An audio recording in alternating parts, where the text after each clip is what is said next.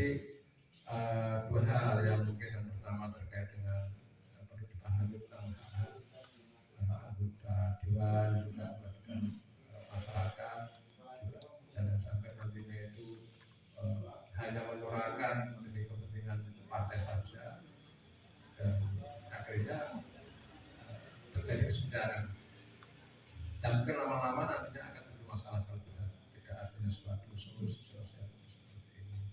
Makanya kalau anggota dewan tidak bekerja apa yang menjadi kepentingannya kan itu ada mementingkan kepentingan partai. Mungkin korupsi-korupsi yang tadi disebutkan sangat besar itu ya karena ada kepentingan partai bukan kepentingan masyarakat. Akhirnya mereka beralih pemikirannya bukan untuk masyarakat lagi, namun untuk partai.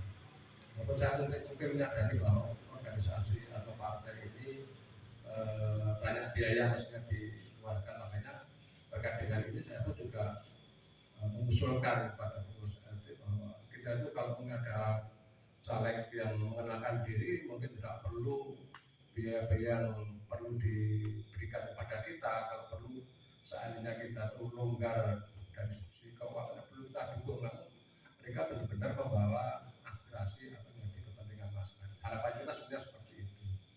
Mungkin itu beberapa mungkin aspirasi saya yang kondisi yang ada di masyarakat saat sekarang sebenarnya juga tadi mengharapkan anggota dewan yang benar-benar mewakili apa yang menjadi aspirasi masyarakat. Mungkin itu, terima kasih. Wassalamualaikum warahmatullahi wabarakatuh.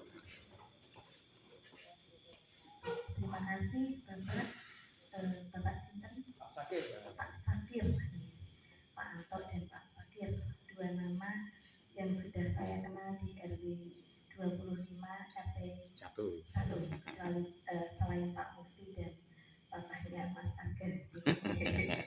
Nanti mungkin barangkali. Terima kasih Bapak Pak Sakir untuk saran aspirasinya. Nanti bisa menjadi catatan kita bersama tentunya untuk bersama-sama gotong royong Bapak-bapak, karena tentunya pemerintahan di Kota Surakarta maupun di Indonesia, di Nusantara ini tidak bisa berdiri sendiri. Dia bisa berdiri karena gotong royong kita untuk sama-sama membangun negeri, membangun Kota Surakarta kita tercinta. Monggo, ada lagi? Bisa diunggah Pak. Naikin Pak. Iya, nama saya Bayu, warga biasa, saya pensiunan. Pensiunan RT. Oh iya, mantan RT Pak. Pensiun. Iya. Tapi saya nyalon jadi. Saya mau menanyakan baru pertama ya. Kalau ini kan biasanya seorang politisi itu harus kedepannya juga harus paham yang dilakukan apa. Tapi tadi saya menyinggung sedikit tentang kaitannya dengan menanyakan, bukan menanyakan, memperjelas kaitannya konsep di pendidikan maupun budaya. Ya. Karena itu penting sekali, terutama pendidikan. Pendidikan itu bagi saya bangsa bisa lebih maju kan karena pendidikan, apalagi budaya itu bisa memperkuat jati diri kita. Sesungguhnya Indonesia itu apa yang tidak bisa dilihat di budaya. Saya mau tanya, kaitannya apakah selama ini ada anak usia dini di Solo yang belum bisa masuk sekolah? Itu penting juga karena mau nggak mau Solo ini sudah jadi barometernya di kabupaten. Kalau saya melihat mungkin Solo bisa jadi kota provinsi, tapi itu kan mungkin masih berandai-andai. Tapi Solo ini penting karena pendidikan, terutama usia dini ini, kalau belum bisa mencapai ada yang belum sekolah itu sangat memalukan sekali.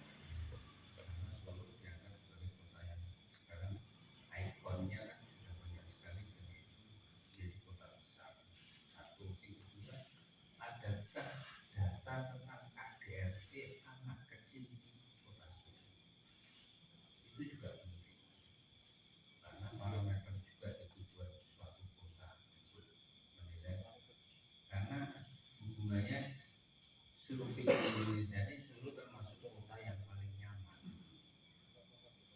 Kalau ada KDRT mungkin, tapi ini jangan jadikan bahan. Karena jadinya nanti kamarnya banyak itu masuk. Itu modal berarti. Modal pembicaraan.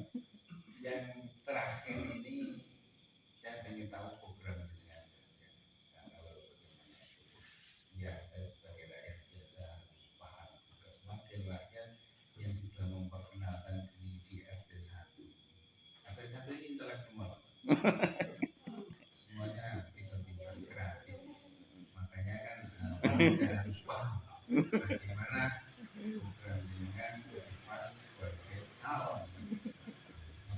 Assalamualaikum. Terima kasih Pak Bayu, luar biasa ini pertanyaannya. Ini terakhir yang bertanya, bagaimana ini lengkap sudah gitu ya. Pendidikan, sosial pun juga masuk sebenarnya, kemudian budaya. Memang Bapak, pendidikan dan budaya itu tidak bisa dipisahkan. Dia memang bersatu gitu ya. Kaitannya dengan pendidikan dan budaya itu memang menjadi satu kesatuan. Itu menurut saya, bagi saya seperti itu. Kalau ditanya apakah ada anak PAUD yang masih belum sekolah gitu ya, belum merasakan pendidikan, Bapak-bapak perlu diketahui bersama bahwasanya anak usia dini, yaitu anak-anak dari usia sejak lahir sampai 6 bulan atau 8 bulan itu kalau UNESCO, kalau Indonesia hanya sampai 6 bulan, 6 tahun. 8 tahun itu versinya UNESCO, di Indonesia 6 tahun itu dikatakan anak usia dini. Dan anak-anak usia dini ini berhak mendapatkan pendidikan sampai tingkat lanjut, bisa melalui TK atau TPA, kelompok bermain, SPS, yang itu disebut dengan PAUD, itu Bapaknya. Jadi PAUD dan TK itu sama. TK itu pintunya, PAUD itu rumahnya, sebenarnya seperti itu. Apakah ada yang belum sekolah gitu? Tentunya pasti ada. Ketika saya kebetulan diberikan amanah di tahun 2019 sampai kemarin di 2023, kemudian harus saya lepas jabatan karena saya harus mencalon, aturan di organisasi tidak boleh kalau kita mencalonkan diri sebagai anggota legislatif. Ketika saya menyisir ke pinggiran seperti itu Bapak, tetap ada anak-anak, karena memang sebenarnya anak-anak usia dini itu menjadi tanggung jawab orang tua. Sebenarnya seperti itu.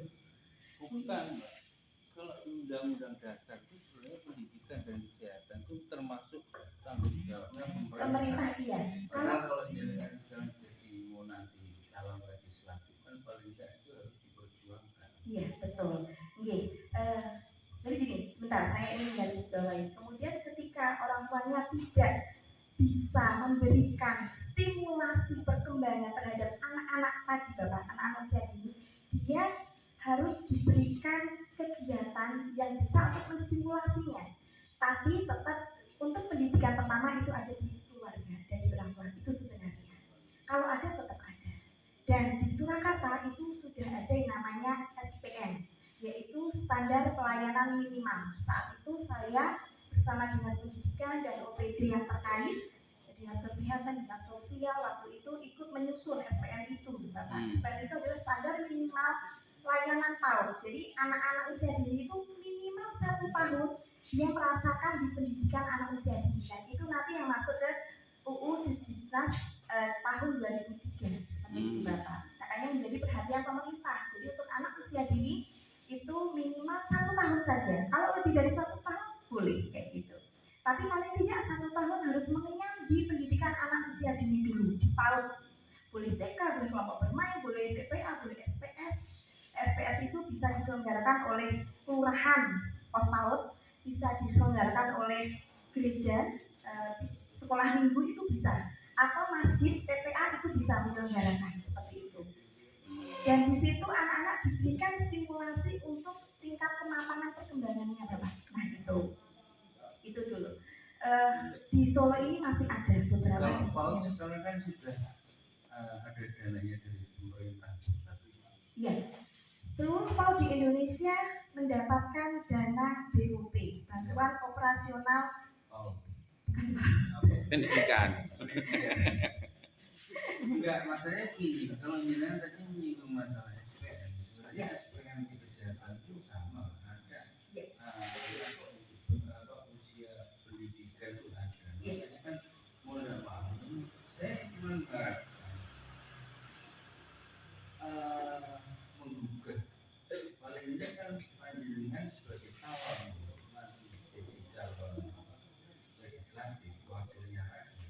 Itu kan pendidikan sekarang semuanya sudah dibiayai sampai tingkat SMA. SMA kan provinsi, PAUD sampai SD, SMP kita milik kabupaten kota. Itulah tanggung jawabnya. Boleh saya garis bawahi Bapak untuk yang negeri. Iya. Gitu ya, untuk yang negeri. Makanya kan gini, sekarang kan gini, negeri maupun swasta. Kalau swasta sih memang oke, itu memang program yang lain. Tapi negeri inilah yang jadi beban. Sekarang kan ini ya tanggung jawab dari pemerintah itu kan sekarang dibebankan di sekolah negeri. Sebenarnya kan gitu. Nah, apakah sekarang kalau jenengan melihat ada anak yang belum sekolah, ada pembiayaan kayak gitu kan juga lucu. Itu salah satunya yang kemarin itu akhirnya PAUD negeri yang ada di Surakarta itu ada 7 Bapak. Kalau di Jebres itu ada PAUD negeri juga, tempatnya di Gandean, PAUD negeri Garuda di sana. Ini bagi anak-anak.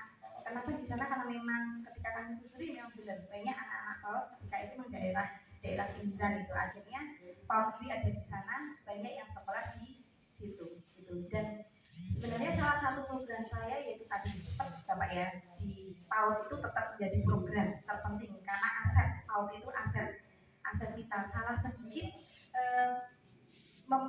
kan gini, otak itu kan harus dimekrokkan ya Pak ya, benar nggak Pak?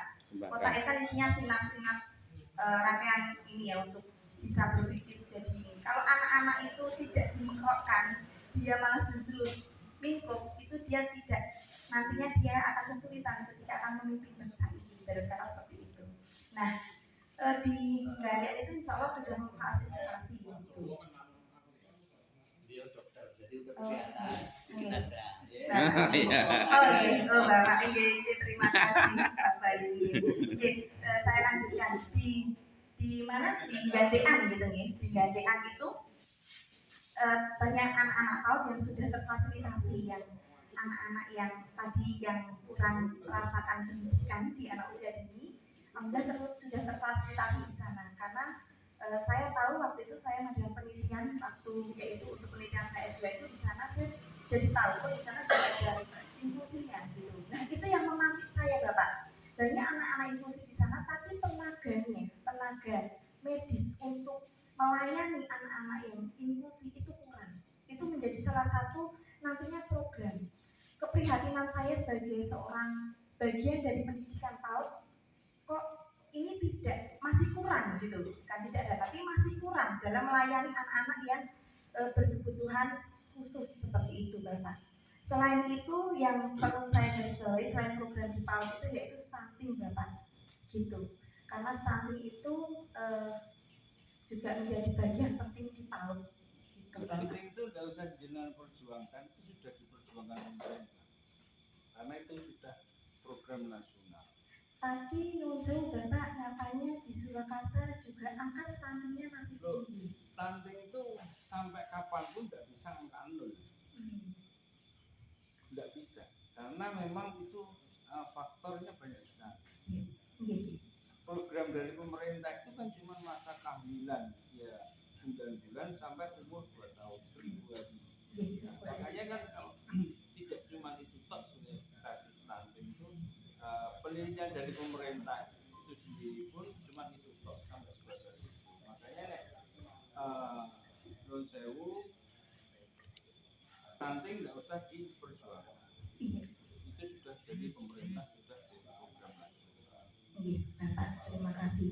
Untuk begini Pak, untuk membangun idealisme saya ketika nanti di sana, mungkin Bapak bisa memberikan saran dan masukan terkait program yang bisa untuk membangun pendidikan di Kota Surakarta ini agar semakin terdepan dan menjadi barometer sehingga predikat menjadi kota ramah anak itu tetap. Betul, makanya tadi saya singgung ada satu hal itu Mbak, tentang masalah KDRT.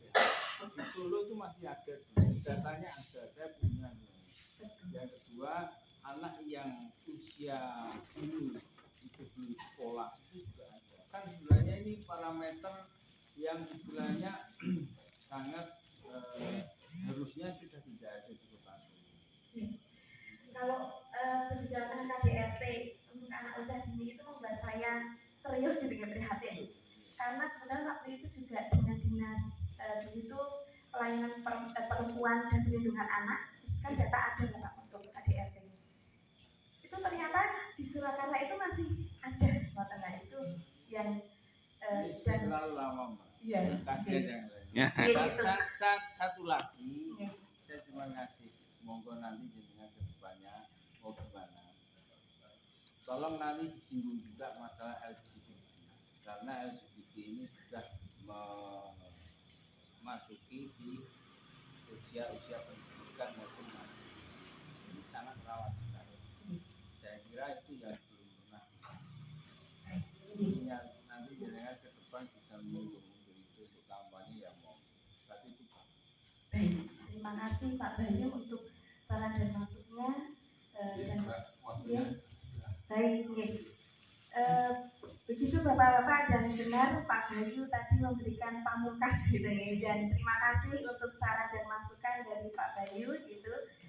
Nanti boleh Pak kita saling bertukar kontak Bapak jika diizinkan, barangkali nanti ada masukan-masukan program-program gitu. Jadi nanti saya konsultan. Gitu ya.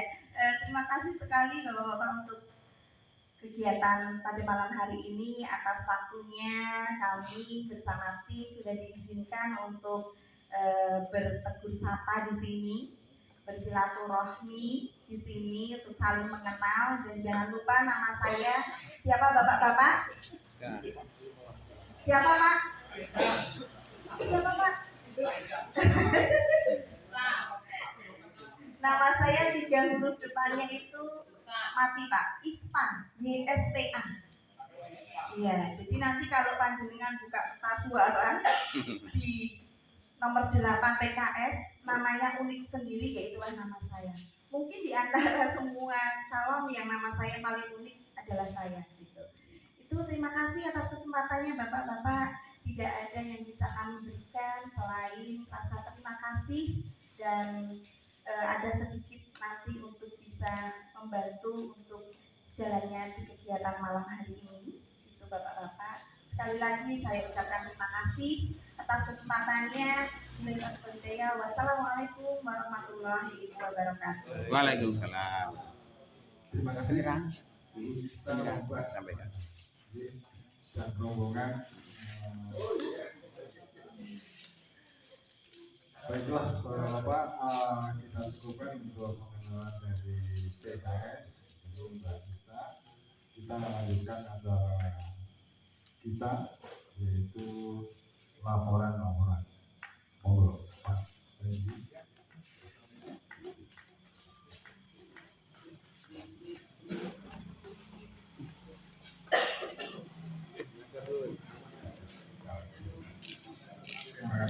Assalamualaikum warahmatullahi wabarakatuh.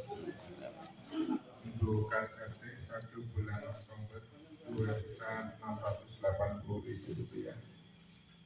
Iuran warga bulan November Rp390.000. Dimasuk Rp3.070.000.